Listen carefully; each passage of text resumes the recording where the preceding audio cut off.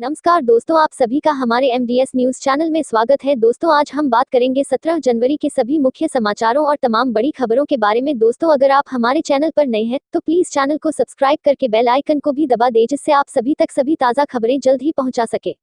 तो आइए दोस्तों, बिना टाइम वेस्ट किए खबरों पर नजर डालें। कृणाल और हार्दिक पांड्या के पिता का दिल का दौरा पड़ने से निधन। दोस्तों, आज एक बहुत बुरी खबर सामने आई है।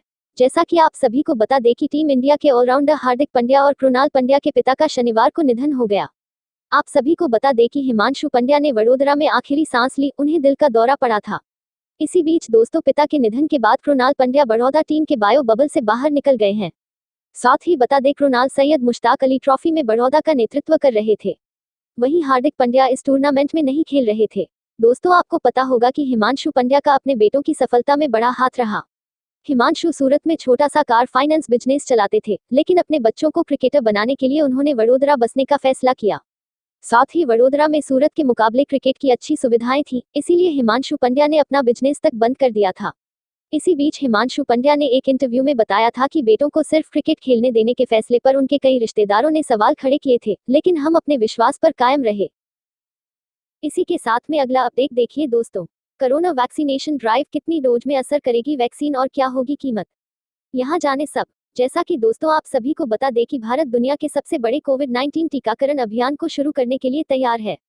साथ आपको बता दें कि मौजूदा योजना में 3 करोड़ लोगों को प्राथमिकता के आधार पर टीका लगाया जा रहा है। और दोस्तों, टीकाकरण अभियान के पहले दिन शनिवार को 3 लाख से अधिक स्वास्थ्य कर्मियों को कोविड-19 वैक्सीन लगाई जाएगी। इसी के साथ में प्रधानमंत्री नरेंद्र मोदी द्वारा 10.30 बजे अभियान की शुरुआत के दौरान सभी राज्यों और केंद्र शासित प्रदेशों के कुल 3006 टीकाकरण केंद्र वर्चुअली जुड़े रहेंगे। और दोस्तों, हर जगह लगभग 100 लाभार्थियों को टीका लगाया जाएगा। दोस्तों, इसी बीच आप सभी को बता दें कि भारत में अप्रूव की गई वैक्सीन कौन सी है और उनकी कीमत क्या है। दोस्तों, सीरम इंस्टीट्यूट ऑफ इंडिया द्वारा विकसित किए गए कोविशील्ड और भारत बायोटेक से कोवैक्सिन को भारत सरकार ने मंजूरी दी है। और दोस्तों, ये पहले ही सभी राज्यों और केंद्र शासित प्रदेशों में पहुंचा दिए गए हैं। और दोस्तों, कोविशील्ड और कोवैक्सिन की एक खुराक की कीमत भारत में 200 से 295 रुपये तक हो सकती है। सीरम इंस्टीट्यूट के सीईओ अदार पूनावाला ने भी कहा है कि बाजार में वैक्सीन की कीमत 1000 रुपये हो सकती है। इसी बीच दोस्तों, बर्ड फ्लू को लेकर महत्वपूर्ण खबर है। देश में फैला बर्ड फ्लू, केंद्र सरकार ने चिकन को लेकर जारी की ये गाइडलाइंस। जैसा कि दोस्तों, आप सभी को बता दें कि केंद्र सरकार ने घोषणा की है कि देश बर्ड फ्लू के प्रकोप को प्रभावी रूप से नियंत्रित कर रहा है और साथ ही राज्य सरकारों को बर्ड फ्लू से मुक्त क्षेत्रों, राज्यों से पोल्ट्री और पोल्ट्री उत्पाद बेचने की अनुमति देने का निर्देश दिया है। और साथ ही एक आधिकारिक विज्ञप्ति में मत्स्य पालन, पशुपालन और डेयरी मंत्रालय ने कहा, देश इस बीमारी को एक प्रभावी रूप से नियंत्रित कर रहा है। यह दोहराया गया कि वायरस 70 डिग्री के तापमान पर आसानी से नष्ट हो जाता है और इसलिए ठीक से पकाया हुआ चिकन मानव उपभोग के लिए सुरक्षित है। और मंत्रालय ने राज्यों से अनुरोध किया गया है कि वे संबंधित अधिकारियों को निर्देश दें और पोल्ट्री उत्पादों की बिक्री फ्लू मुक्त क्षेत्रों, राज्यों से करने की अनुमति दें। इसी के बीच मंत्रालय ने कहा कि 15 जनवरी 2021 तक मध्य प्रदेश के बुरहानपुर, राजगढ़, डिंडोरी, छिंदवाड़ा, मंडला, हरदा, धार, सागर और सतना जिलों, कौवे और कबूतर, उत्तराखंड कौवे और पतंग, दिल्ली में रोहिणी और राजस्थान में जयपुर चिड़ियाघर, डक एंड ब्लैक स्टॉक में जंगली पक्षियों में एवियन इन्फ्लुएंजा एआई की पुष्टि की गई है। चलिए दोस्तों, नजर डालें कोरोना आंकड़ों की ओर। पिछले 24 घंटे में सामने आए कोरोना के 15,158 नए मामले, 175 लोगों की मौत। जैसा कि आप सभी को पता होगा कि भारत में आज दुनिया का सबसे बड़े कोरोना वायरस टीकाकरण अभियान शुरू हो गया है। और दोस्तों, राष्ट्रव्यापी टीकाकरण अभियान का शुभारंभ प्रधानमंत्री नरेंद्र मोदी ने वीडियो कॉन्फ्रेंसिंग के माध्यम से की। हालांकि देश में कोरोना के मामलों की तादाद अभी भी रोजाना 15,000 से ज्यादा आ रही है। इसी के साथ में दोस्तों, आप सभी को बता दें कि केंद्रीय स्वास्थ्य मंत्रालय के आंकड़ों के अनुसार भारत में पिछले 24 घंटे में कोरोना वायरस के 15,158 नए मामले आने के बाद कुल पॉजिटिव मामलों की संख्या 1,05,42,841 हो गई है, जिसने राष्ट्रीय रिकवरी दर को बढ़ाकर 96.56 कर दिया। इसके साथ ही दोस्तों, देश में 175 नई मौतों के बाद कुल मौतों की संख्या 1,52,093 हो गई है। साथ ही बता दें कि कोविड-19 मामले की घातक दर 1.44% है। और दोस्तों, देश में सक्रिय मामलों की कुल संख्या अब 2,11,033 है और कुल डिस्चार्ज हुए मामलों की संख्या 1,01,79,715 है। इसी बीच पीएम की ओर से भी बड़ा अपडेट सामने आया है। पीएम मोदी ने की कोरोना टीकाकरण अभियान की शुरुआत, कहा टीके के बाद भी ना भूले कोविड प्रोटोकॉल। जैसा कि आप सभी दोस्तों को बता दें कि प्रधानमंत्री नरेंद्र मोदी ने शनिवार को दुनिया के सबसे बड़े टीकाकरण अभियान की शुरुआत की और इस उपलब्धि पर भारत के वैज्ञानिकों को बधाई दी। साथ ही पीएम मोदी ने वैज्ञानिकों पर प्रशंसा करते हुए कहा, टीकों को तैयार करने में वर्षों लगते हैं, लेकिन कम से कम समय में हमारे पास न केवल एक नहीं बल्कि 2 टीके हैं। इसी के साथ में पीएम मोदी ने कहा, ऐसे भी देश हैं जिनकी आबादी 3 करोड़ नहीं है, लेकिन पहले चरण में भारत 3 करोड़ स्वास्थ्य कर्मचारियों का टीकाकरण करेगा। और दोस्तों, अगले चरण में हम इस संख्या को 30 करोड़ तक ले जाएंगे। दुनिया में केवल 30 करोड़ की आबादी के 3 ही देश हैं, भारत, अमेरिका और चीन। इसलिए यह सबसे बड़ा टीकाकरण अभियान होने जा रहा है। इसी के साथ बढ़ते हैं अगले बड़े अपडेट की ओर। कोरोना की नई लहर से कांप उठा चीन, बना रहा है 3000 कमरों का क्वारंटीन सेंटर। जैसा कि आप सभी को पता होगा कि चीन में एक बार फिर कोरोना ने पैर पसारे हैं। साथ ही यहां पर लगातार ताजा कोरोना वायरस मामलों की सूचना सामने आ रही है, जिसको देखते हुए कम्युनिस्ट सरकार लॉकडाउन आदेशों को लागू कर रही है। कोविड-19 की दूसरी लहर के तहत हेबे प्रांत के शीजियाजुंग से कई ताजा मामले सामने आए हैं। प्रकोप के बाद चीनी अधिकारियों ने बढ़ते मामलों के बीच चिकित्सा अवलोकन के लिए बड़े क्वारंटीन सेंटरों का निर्माण शुरू कर दिया है। इसी बीच आप सभी लोगों के लिए एक बहुत बड़ी खबर सामने आई है। भूलकर भी मोबाइल में इंस्टॉल ना करें ये ऐप्स, हो जाएंगे कंगाल या जाएगी जान। जैसा कि आप सभी को ये मालूम होगा कि जब से लोगों के हाथ में स्मार्टफोन आया है, वो बिना जानकारी के भी इसमें धड़ाधड़ ऐप्स डाउनलोड करते रहते हैं। ऐसे ही लोगों को काफी परेशानी का भी सामना करना पड़ता है और कभी कभी तो इनके अकाउंट से भी पैसे साफ हो जाते हैं।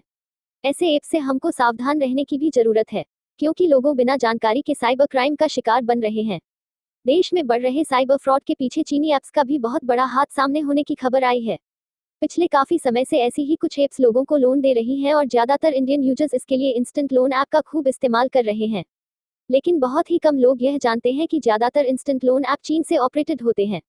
यह चाइनीज इंस्टेंट लोन ऐप एक क्लिक पर लोन की सर्विस देने का दावा करते हैं और उस वक्त इंटरेस्ट रेट का खुलासा नहीं करते हैं। अधिकारियों के मुताबिक प्रोसेसिंग फीस, जीएसटी आदि को जोड़कर हर हफ्ते ऐप्स 30% तक का ब्याज वसूलते हैं। ब्रिटेन में पाए गए नए कोरोना स्ट्रेन को लेकर भी बड़ी खबर सामने आई है। ब्रिटेन में कोरोना के नए स्ट्रेन ने बढ़ाई टेंशन, यात्रा पर लगाया प्रतिबंध। ब्रिटेन के प्रधानमंत्री बोरिस जॉनसन ने घोषणा की कि देश में नए कोरोना स्ट्रेन को बाहर रखने के लिए दक्षिण अमेरिका और पुर्तगाल के आने वाले यात्रियों पर प्रतिबंध लगा दिया है। डाउनिंग स्ट्रीट में एक वीडियो प्रेस कॉन्फ्रेंस के दौरान प्रधानमंत्री ने कहा कि ब्रिटेन में सोमवार सुबह 4 बजे से सभी यात्रा गलियारों को बंद कर दिया जाएगा। समाचार एजेंसी सिन्हुआ के मुताबिक नए उपाय का मतलब है कि देश में प्रवेश करने वाले यात्रियों के पास पिछले 72 घंटों में नेगेटिव कोविड-19 परीक्षण रिपोर्ट होनी चाहिए। जॉनसन ने कहा कि ब्रिटेन में आने वाले किसी व्यक्ति को 10 दिनों के लिए क्वारंटीन रहना होगा या वह इसको कम करने के लिए 5 दिन बाद एक कोरोना टेस्ट कराए। उन्होंने कहा, हम जो नहीं देखना चाहते हैं वह नए स्ट्रेन के आने से कठिन काम है, जो कि वैक्सीन बस्टिंग है। कश्मीर से भी बड़ा अपडेट सामने आया है।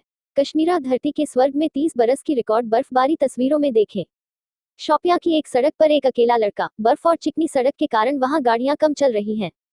भारत प्रशासित कश्मीर में हालिया दिनों में हुई भारी बर्फबारी के बाद कश्मीर के लोगों को सख्त परेशानियों का सामना करना पड़ रहा है।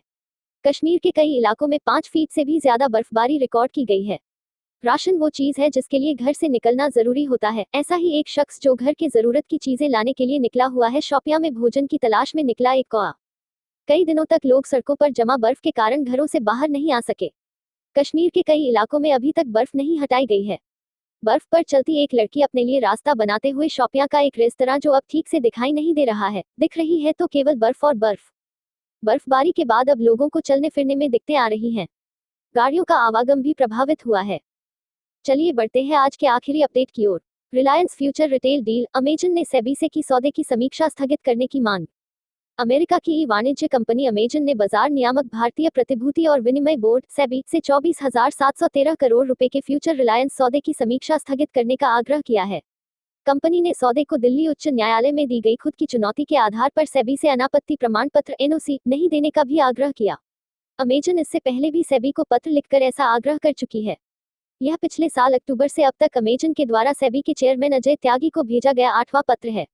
इस बार 14 जनवरी को लिखे पत्र में कंपनी ने हवाला दिया है कि दिल्ली उच्च न्यायालय ने फ्यूचर व रिलायंस इंडस्ट्रीज के सौदे को चुनौती देने वाली उसकी याचिका स्वीकार कर ली है। इस आधार पर अमेजन ने सेबी से सौदे की समीक्षा स्थगित करने का आग्रह किया। मुकेश अंबानी की रिलायंस इंडस्ट्रीज ने पिछले साल अगस्त में फ्यूचर समूह के साथ खुदरा कारोबार इकाई खरीदने का समझौता किया था। अमेजन शुरुआत से ही इस सौदे के खिलाफ में है। अमेजन के इस पत्र को पीटीआई भाषा ने भी पढ़ा है। इसमें अमेजन ने सिंगापुर अंतर्राष्ट्रीय मध्यस्थता केंद्र एसआईसी के अंतरिम फैसले का भी हवाला दिया है। एसआईसी ने उक्त फैसले में फ्यूचर समूह को रिलायंस इंडस्ट्रीज के साथ सौदे पर आगे बढ़ने से रुकने के लिए कहा है। चलिए दोस्तों, आज के लिए बस इतना ही। अब कल मिलेंगे देश भर की तमाम बड़ी व छोटी खबरों के साथ।